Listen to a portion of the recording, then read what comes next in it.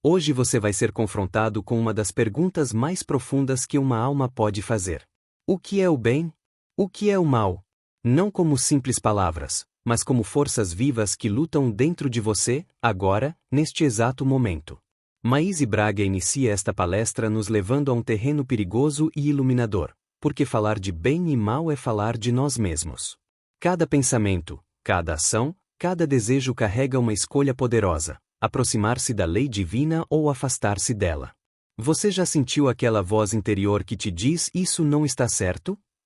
Essa voz é a sua consciência, essa chama divina dentro de você que sabe distinguir luz de sombra. Mas e quando acreditamos que estamos fazendo o bem, e isso não é bem? E quando ignoramos o sofrimento do outro por medo, orgulho ou conveniência? Essa palestra não é uma simples reflexão. Ela é um chamado urgente para olhar para dentro, sem medo, e encarar aquilo que ainda precisamos mudar. Assista até o fim, porque o que você está prestes a ouvir pode te libertar, ou confrontar aquilo que ainda está preso dentro de você.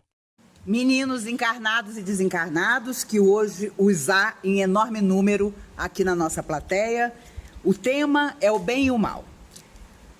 Vamos comentar algumas perguntas rápidas do Livro dos Espíritos sobre esse tema. Antes de qualquer coisa, quem ainda não assistiu o filme sobre Kardec, vá para assistir. Prestigie Kardec. Ele morreu em 1869. Precisa do nosso apoio. Um amigo disse: é um filme um pouco parado. E eu lembrei que Kardec não foi um dos Vingadores. Eu assisti o filme dos Vingadores. 3 horas depois você sai aniquilado, né? Eu não vou dar spoiler aqui para quem não assistiu, mas eu saí arrasada dos Vingadores. Arrasada.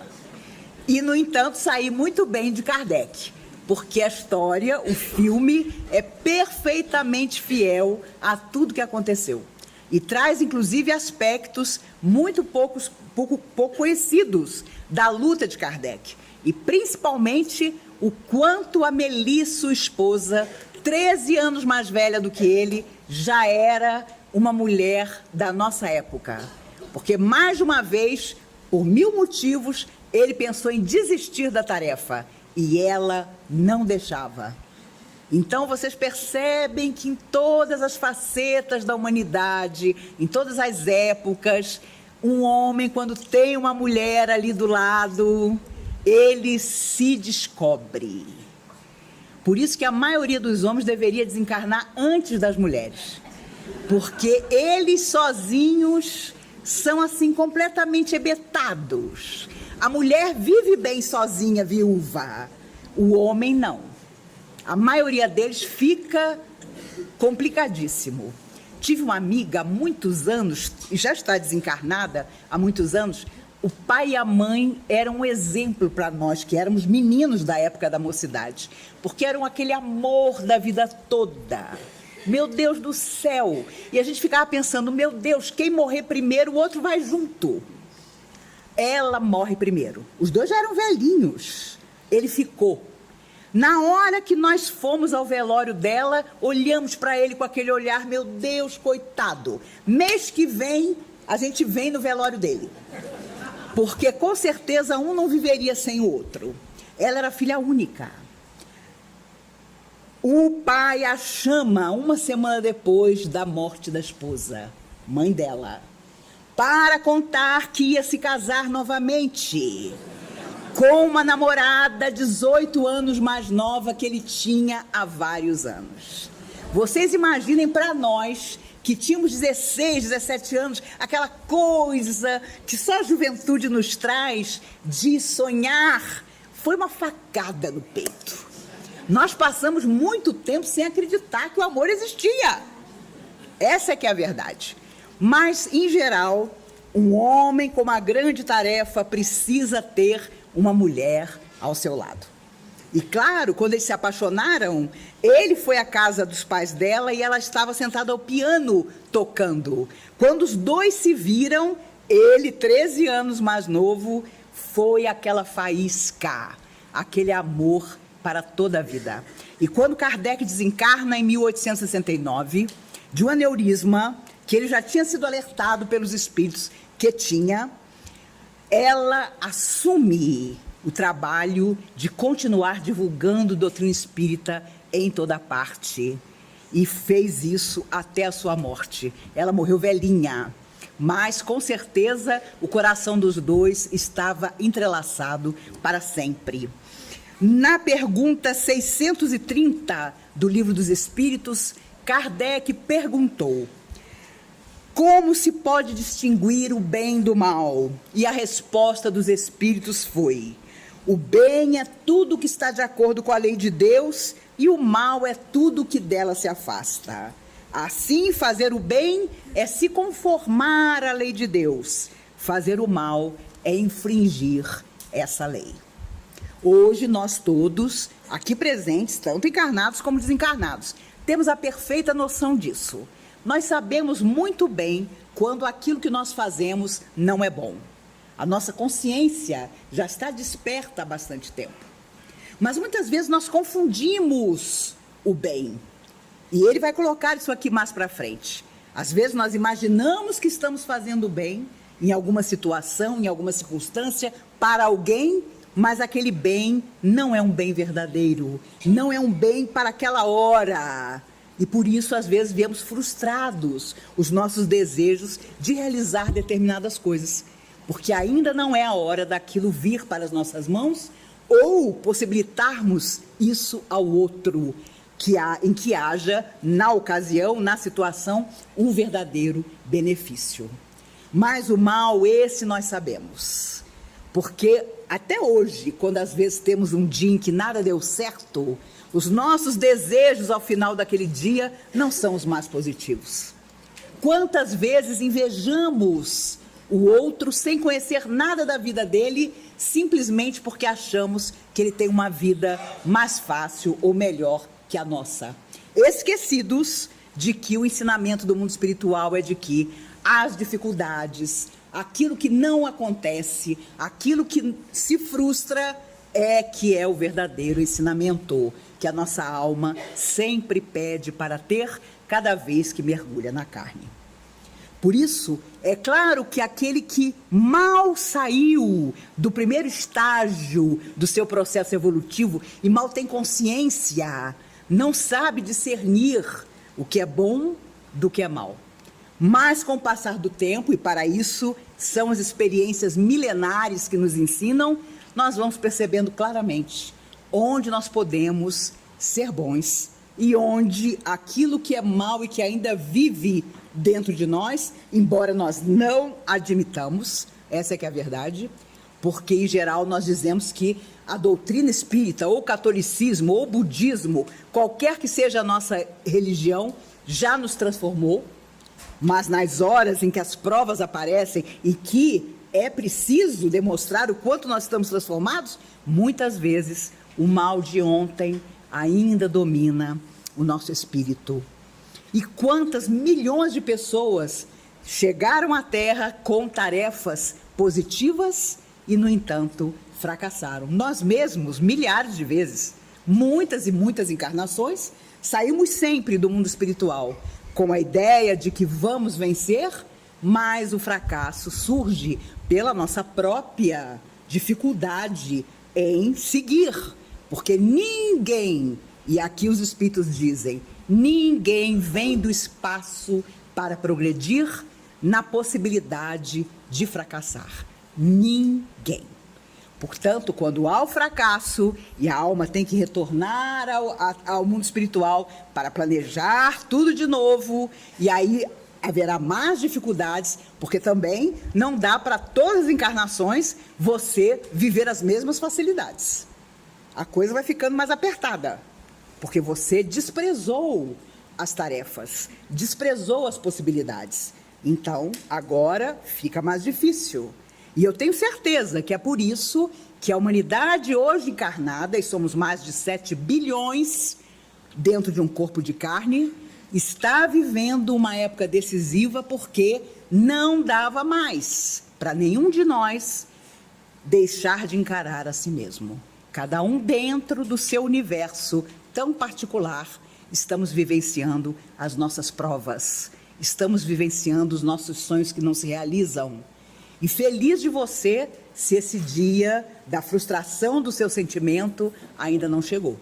Mas se prepare para ele, porque nenhum de nós saiu do espaço também para viver plena felicidade, porque nós somos o passado em forma de presente.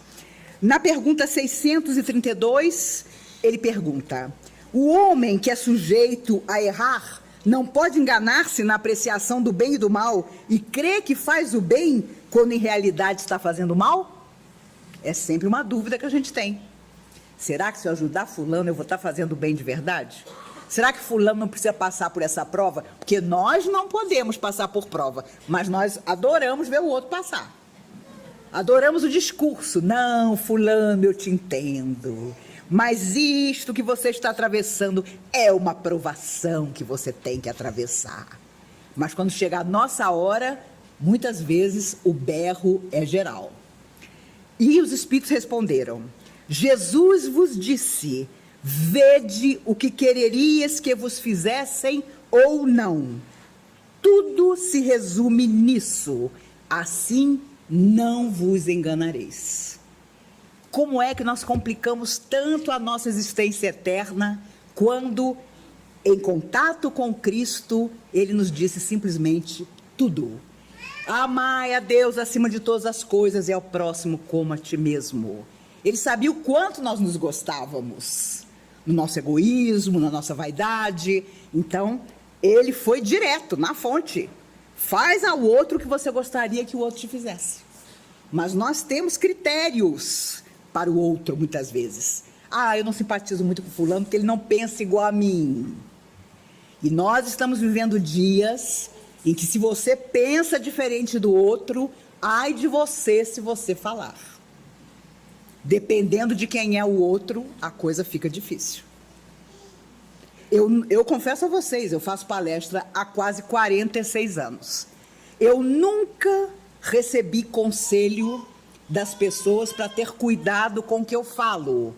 Até porque isso aqui não sou eu sozinha, mas tenho recebido. Maíse, cuidado com o que você fala. Maíse, olha lá o que você vai dizer. Maíse, olha lá, alguém pode te processar. Eu digo, gente, vou me processar porque eu falo de Jesus? Mas alguém outro dia me lembrou. Maíse, que é coisa mais revolucionária e complicada do que falar de Jesus? Nos dias de hoje. E é verdade. Quantos séculos de perseguição religiosa o mundo viveu porque não se admitia que se sentisse, que se acreditasse de forma diferente. Nós viemos de tudo isso. E agora que a nossa mente pode estar livre para fazer o que quiser, para desejar o que quiser, para sonhar o que quiser, para acreditar no que quiser, claro, conhecendo que tudo volta para nós, que as consequências serão nossas, começam as dificuldades.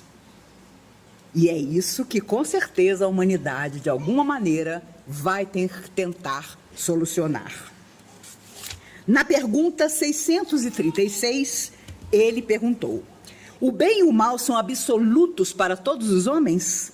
E a resposta dos espíritos foi: a lei de Deus é a mesma para todos, mas o mal depende, sobretudo, da vontade que se tenha de fazê-lo. O bem é sempre bem, e o mal é sempre mal, qualquer que seja a posição do homem. A diferença está no grau de responsabilidade.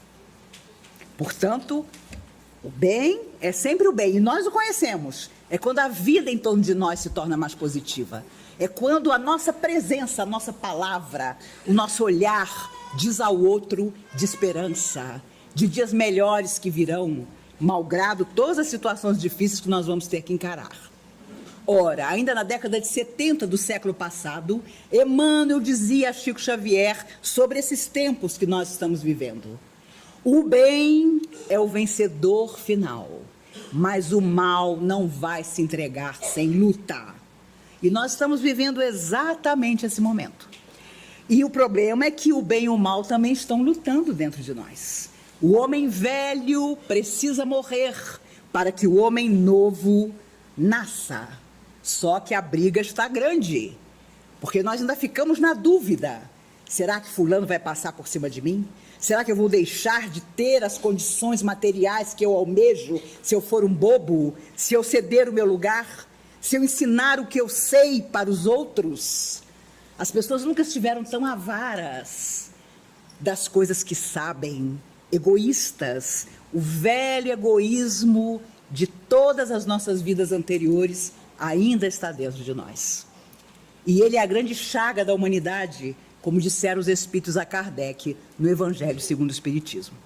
Então, nós temos sociedades, civilizações, países que vivem para si mesmos e não querem contato com nada nem ninguém que lhes cause algum tremor à vida aparentemente fácil que passaram a ter. E é por isso que os Espíritos dizem que nós, brasileiros atualmente encarnados, somos os europeus de vidas anteriores, que exploramos povos, que exploramos países, para quem a morte dos outros não significava nada. Temos 200 anos de dívida com os escravos, que resgataram, sim, débitos de outras vidas, eles mesmos, antigos romanos, orgulhosos da época do Cristo e até anterior a ele, e que vieram com a pele escura para o Brasil, convidados pelo próprio Cristo para resgatar os seus débitos e, numa mistura de raças, fundar o nosso país. Entretanto, ai daquele por quem o escândalo vier. O escândalo é necessário, mas ai daquele por quem o escândalo vier. E os Espíritos dizem que, como sociedade, nós, brasileiros de hoje, temos também essa dívida com tudo que se passou nessas terras durante os 200 anos de escravidão. Por isso, a nossa vida não vai ficar fácil daqui para frente como nós imaginamos. Eu não vou ganhar, eu não vou jogar na Mega Sena não, porque eu sei que o dinheiro virá. Eu tenho um amigo que diz que a verdadeira mentalização é quando você diz: o dinheiro não está na minha conta, mas está vindo. Isso é que é mentalização. Porque se você não faz absolutamente nada, o dinheiro não vem. E se você é como eu, preocupado com isso, outro dia um gerente do Banco do Brasil me telefona. Dona Maíse, meu nome é Eduardo. Sou o novo gerente da sua conta. Eu nem preciso dizer a vocês que meu espírito saiu do corpo.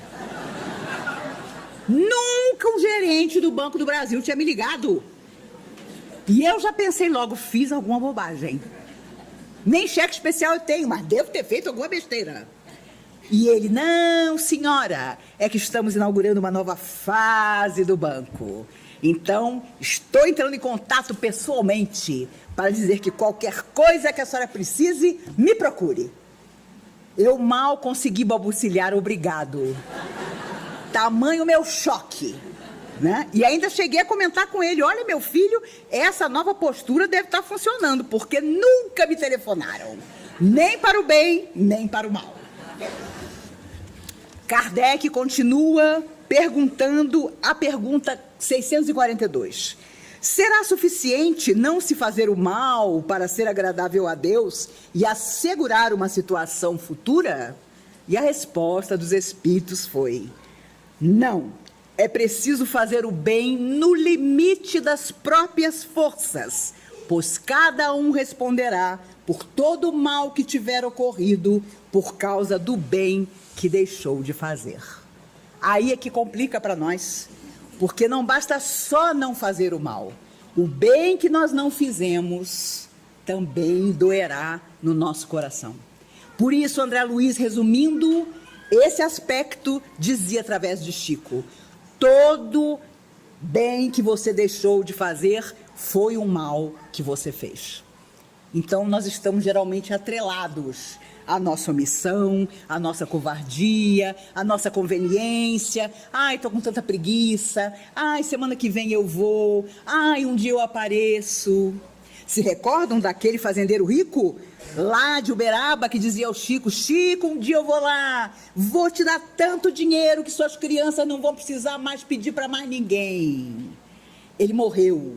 Os 4 filhos dilapidaram as fazendas que ele deixou. 2 anos depois do seu desencarne, o Chico está sozinho no centro, ele entra. Chico, eu não disse que vinha. Chico, meu amigo, eu estou aqui, vou pegar minha carteira agora. Vou assinar o cheque com o valor mais alto, porque finalmente eu tive chance de entrar aqui no seu centro e vou fazer uma grande doação para as suas crianças. O Chico, sozinho, de manhã cedo, no centro, estatelado. E Emmanuel aparece e diz para Chico: adivinha quem vai contar para ele que ele morreu? O próprio Chico. Teve que contar aquele homem tão materializado, que não tinha nem ideia de que estava fora do corpo há 2 anos, que ele não tinha mais nada, que os filhos não tinham mais nada, porque em 2 anos haviam dilapidado completamente o patrimônio tão grande que ele havia deixado.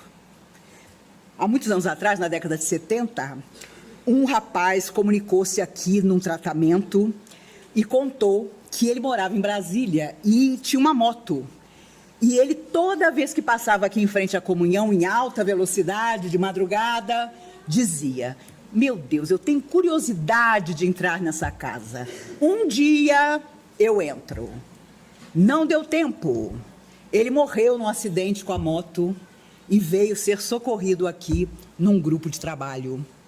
E chorando, através do médium, consciente de que ele estava fora do corpo físico, lamentou amargamente ter passado tantas vezes com o desejo de entrar, sem nunca ter entrado. Por isso, nós temos que ouvir a voz do nosso coração. Às vezes, nós adiamos tantas coisas que não podem mais ser adiadas. E o bem tem que ter para nós essa urgência. Tem que ter para nós essa necessidade, porque ele significa até mesmo saúde para a nossa mente, para o nosso corpo. E um dia, quando a medicina entender isso, muitas enfermidades terão rápida cura, porque o homem entenderá que ele é um todo. Ele não pode separar espírito, psiquismo do corpo físico. Kardec ainda pergunta: há pessoas que, por sua posição, não tenham possibilidade de fazer o bem? Porque a essa altura você está pensando: gente, eu queria ir na festa junina amanhã, mas eu estou tão apertado de dinheiro que eu não vou, né? Eu não estou nem com dinheiro suficiente para uma cartelinha. E a resposta dos espíritos foi: não há ninguém que não possa fazer o bem. Somente o egoísta não encontra jamais a ocasião de praticá-lo. É suficiente estar em relação com outros homens para se fazer o bem. E cada dia da vida oferece essa possibilidade a quem não estiver cego pelo egoísmo. Porque fazer o bem não é apenas ser caridoso, mas ser útil na medida do possível, sempre que o auxílio se faça necessário. Vocês já viram que a coisa fica cada vez mais difícil. Nas 3 últimas perguntas, Kardec tinha uma coisa: ele perguntava, e às vezes ele queria sair pela tangente. Tipo assim, mas será que não dá? E o mundo espiritual nunca dizia que dava para sair pela tangente. Eles estavam ali para codificar o Livro dos Espíritos, que era o cristianismo explicado, de volta. Então, tinham que ser rigorosos mesmos nas respostas. Pergunta 644. O meio em que certos homens vivem não é para eles motivo principal de muitos vícios e crimes? Porque tem gente que nasce cercado de pessoas desequilibradas, famílias complicadíssimas, nasce em lugares onde o vício campeia. Então, será que essas pessoas, nascendo nesse ambiente, não têm uma justificativa? E a resposta dos espíritos foi: sim, mas ainda nisso há uma prova escolhida pelo espírito no estado de liberdade. Ele quis se expor à tentação para ter o mérito da resistência.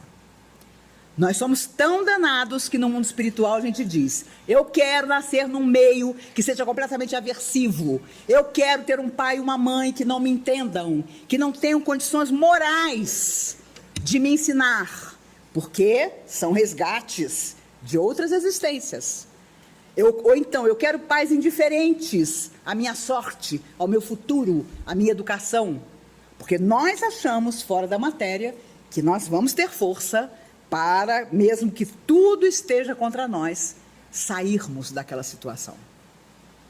Então, nas comunidades humildes do Rio de Janeiro, de toda parte, quando eu vejo surgir aquelas pessoas que levam arte, que levam dança, que levam tarefas, enfim, para crianças e adolescentes que vivem nessas comunidades, eu percebo que ali estão espíritos que, com certeza, se comprometeram a agir nesses lugares, a nascer nesses lugares e saberem o quanto é difícil para uma criança que não tem nenhuma referência, a não ser as referências negativas, viver uma situação de alegria.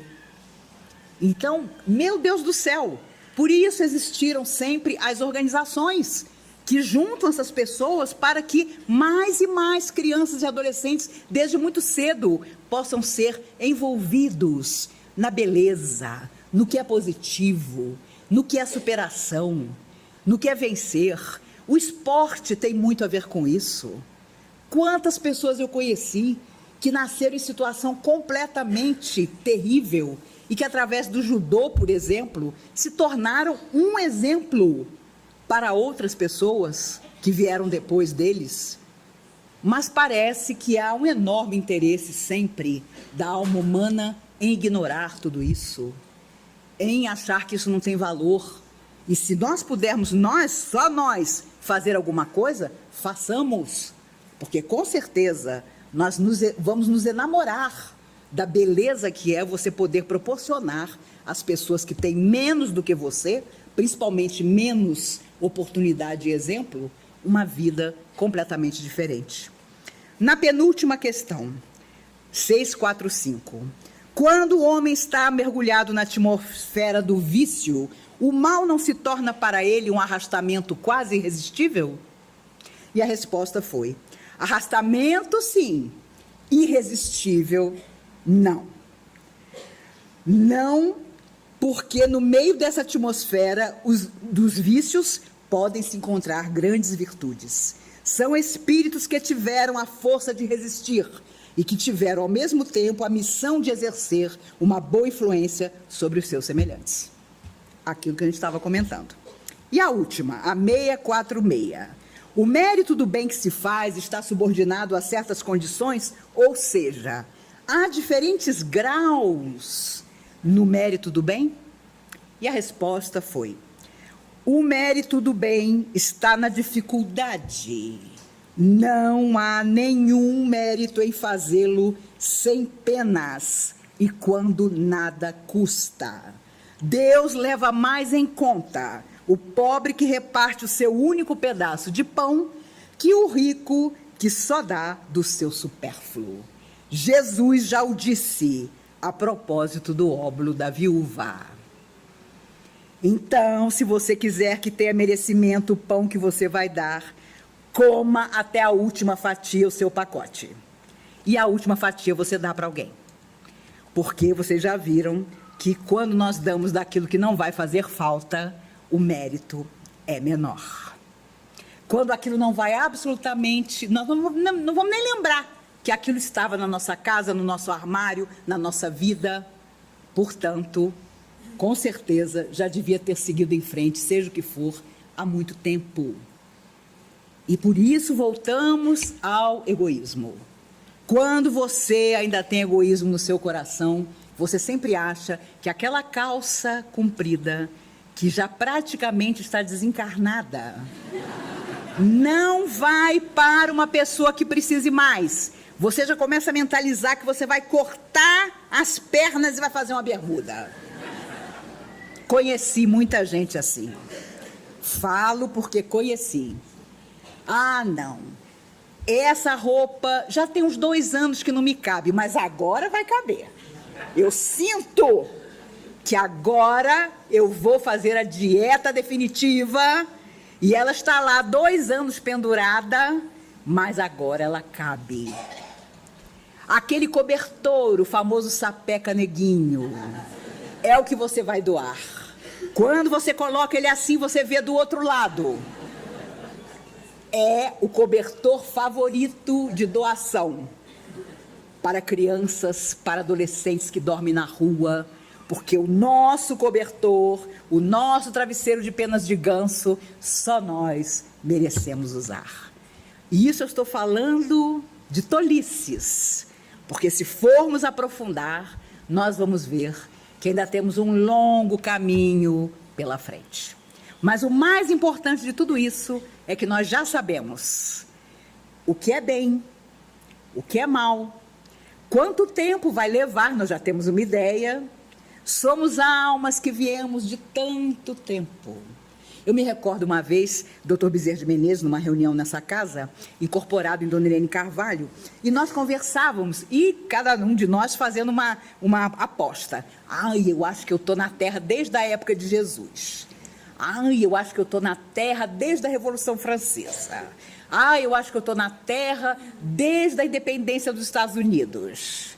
Dr. Bezerra, sutil e nobre, como sempre disse: meus amigos, estamos todos na Terra ainda, tanto tempo antes dos 10 mandamentos de Moisés. Não precisou entrar em detalhe. Existia um livro que fez muito sucesso na doutrina espírita na década de 70, chamado Os Exilados de Capela, em que pela primeira vez os espíritos contam que Capela era um planeta de outra constelação, onde houve um grande expurgo, e espíritos que haviam fracassado em Capela foram convidados pelo próprio Cristo para habitar a Terra. Calígula, o imperador romano terrível, foi o exilado de Capela. Leonardo da Vinci foi um exilado de Capela. E tantos outros. Mas, naquela época, a gente dizia assim: nossa, eu tenho impressão que eu sou um exilado de Capela. Na mocidade, então, a gente tinha essa bobagem. Eu acho que você tem cara de exilado de Capela. Até que os espíritos nos alertaram que não era motivo de orgulho nenhum ser um exilado de Capela. Porque nós já tínhamos vindo de lá, mergulhado na Terra em múltiplas vidas, e estávamos aqui até hoje. E os espíritos dizem que ainda há muitos exilados de Capela entre nós, enamorados da doutrina espírita. Então nós estamos correndo contra o tempo, porque um planeta como a Terra nos recebeu, nós continuamos dando trabalho para nós mesmos e para os outros, e a Terra vai atravessar o mesmo processo que Capela viveu. Quem sair daqui não volta mais a viver na Terra, e isso os espíritos são muito claros ao dizer, porque a oportunidade foi perdida. Eles afirmam que do outro lado da Lua há um número enorme de espíritos que saíram da Terra nos últimos tempos, desde a Segunda Grande Guerra, e que já são informados de que não mais poderão voltar, porque fracassaram e vão habitar mundos inferiores. E viver a mesma angústia que Leonardo da Vinci, que desenhava avião, helicóptero, tudo que não existia na época dele, saudoso de tudo que ele havia vivido em Capela. Por isso, não duvidemos, vamos ser felizes, fazendo os outros felizes. Todos os e-mails praticamente que a gente recebe do programa Conversando com Maíse, e vem do mundo inteiro, dizem: Maíse, Valesca, Jack, eu estou com tal dificuldade, eu estou vivendo tal drama, e são às vezes coisas terríveis. Mas o que eu ouço dos espíritos sempre é: incentive a fazer o bem, encontre solução fazendo o bem, não desista fazendo o bem, seja o que for. Às vezes, coisas terríveis que a pessoa está vivenciando. Recentemente, num e-mail, um rapaz paralisado na cama disse: a única coisa que eu faço é com o dedo que eu ainda consigo mexer, teclar a tela do computador para entrar nas palestras da comunhão, para assistir os programas da comunhão, com 23 anos. Então, às vezes, a gente reclama de tanta coisa, a gente é tão tolo ao dar valor a coisas que não têm valor nenhum. Ah, quando fulano envelhecer e olhar para trás, ele vai ver que isso era uma bobagem. Mas para que nós precisamos envelhecer? Para reconhecer que as coisas que nos afetam, que nos atropelam, são às vezes tão tolas, face a coisas tão graves que os nossos irmãos em humanidade estão vivendo. Por isso, se nós temos o conforto na nossa casa para voltar, vamos dar valor a isso, porque há milhões que dariam tudo para simplesmente à noite ter um lugar para dormir. E enquanto nós não nos lembrarmos disso com frequência, nós vamos continuar nos nossos desejos, nos nossos pedidos, nas nossas listas. E o bem e o mal vão continuar lutando portas adentro da nossa alma. Os espíritos desencarnados aqui presentes sabem muito bem disso. A única diferença de nós para eles é o atual estado. Estamos mergulhados no corpo e eles fora, planejando com certeza mergulhar no corpo. E nós amanhã estaremos fora do corpo e vamos prestar contas, não duvidemos, de tudo que nós deixamos de fazer. Das coisas pequeninas, tolas, medíocres, das fofocas, do não aceitar o outro, do fingir que se gosta sem gostar de verdade. Parece que não, mas vão nos perguntar sobre o que nós fizemos do nosso próprio coração e do coração daquele que ia ao nosso lado. Claro que se você tem 20 anos e está na plateia, diz: coitada da Maíse, com quase 62 ela já está se preparando. E devemos estar sempre preparados, porque a gente nunca sabe. Coração de gente moça também para. Mas eu espero que vocês, os mais jovens, vivam 100 anos para poder fazer muito e mudar o mundo, começando por si mesmos. Mas não duvidemos, para todos nós, o dia chegará. Nós todos sabemos, desde a hora do nosso renascimento, que a morte física nos colherá em alguma parte. Nós ficamos assombrados, ficamos desesperados, fazemos promessa, tomamos tudo que é remédio na esperança de ir adiando. Mas o dia chega. Eu me lembro do Chico, ele dizia: não tenho medo da morte, mas do processo. Até ele receava o processo. E, no entanto, ele viveu um processo de luz a vida inteira e disse naquela noite: eu vou ali tirar um cochilo. E quando alguém foi chamá-lo, ele havia partido. Serenamente, ele que havia lutado com tantas enfermidades ao longo da vida, mas que com sua mediunidade, 412 livros psicografados, sem nunca receber um centavo por nenhum deles, construiu a sua escada de luz.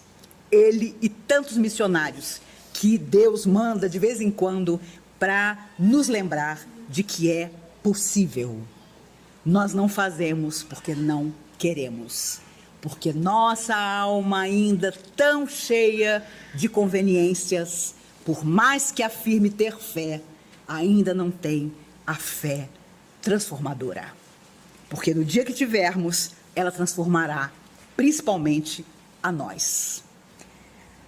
Há um livro chamado Semeador em Tempos Novos, um livro difícil de achar. Tem 30 anos que foi psicografado pelo Chico. E há uma mensagem aqui que os amigos espirituais sugeriram que eu lesse para vocês. É o capítulo 16. Emmanuel através do Chico. Uma hora virá, é o título da mensagem. Uma hora virá em que a senda terrestre se te revelará sob nova expressão. Hora em que te despedirás de todos os patrimônios que desfrutaste no mundo. Em que compreenderás na terra a escola que te serviu generosamente. Em que verás no corpo a madura bendita a garantir-te o aprendizado. Em que reconhecerás no ouro e na posse valiosos empréstimos do divino poder que detiveste a título precário. Hora em que desejarias ter sido a melhor das criaturas, para que a simpatia dos outros te acalente a alma inquieta. Em que todos os nobres ideais não cumpridos surgirão aos teus olhos perguntando: por que nos esqueceste? Em que a luz da memória te fará lembrar dia por dia, devolvendo-te a plantação do caminho percorrido em forma de colheita. Hora em que o pensamento, por mais célere, não recuperará os minutos perdidos, em que as mãos, por mais diligentes, não conseguirão retroceder para realizar a tarefa menosprezada, e em que a língua, por mais culta, não conseguirá recuar para refazer as palavras irrefletidas. O aprendiz chega ao dia da aferição do aproveitamento, o operário atinge a ocasião em que será julgado pela obra feita. Alcançarás igualmente a hora inevitável, em que cessará a tua presença visível entre os homens, para que a terra te julgue. Vive assim de acordo com a simplicidade do amor e com os ditames da verdade, plasmando o bem por onde transites, sem olvidar os tesouros do tempo, de vez que o mal em nosso espírito, ainda mesmo quando estejamos libertos da algema física pela graça da morte, será sempre o inferno que não nos permitirá viver o céu nos céus. Extraordinária mensagem, psicografada há 30 anos atrás. Esse dia vai chegar para todos nós, meus amigos. Quanto mais tarde, melhor, para que nós possamos fazer muito e talvez pela primeira vez em todas as nossas existências, chegar do lado de lá e poder contar uma história feliz. E agora, depois de mergulhar nas verdades espirituais sobre o bem e o mal, você pode sentir uma inquietação no seu coração, como se algo dentro de você estivesse pedindo mudança, urgência, ação. Maíse Braga nos lembra que o mal não é um inimigo abstrato. Ele é a resistência dentro de nós que não quer morrer. Ele é o egoísmo, a vaidade, o medo de perder, o orgulho de não ceder. Mas ela também nos lembra de outra coisa. O bem é vencedor final. Mesmo quando parece que o mundo está mergulhado nas sombras, o bem, quando praticado de verdade, sempre sai vitorioso. O bem é quando você escolhe amar em vez de julgar, servir em vez de dominar, dar em vez de apenas receber. E mesmo que o mundo tente te convencer do contrário, mesmo que você fale 1000 vezes, o bem continua sendo a estrada que leva a uma vida mais plena, mais generosa, mais verdadeira. Se essa reflexão tocou você, não fique calado. Compartilhe essa mensagem com alguém que está precisando ouvir isso agora. Comente o que mudou no seu coração ao entender o verdadeiro significado do bem e do mal. E se inscreva para continuarmos juntos nessa jornada de luz, verdade e transformação.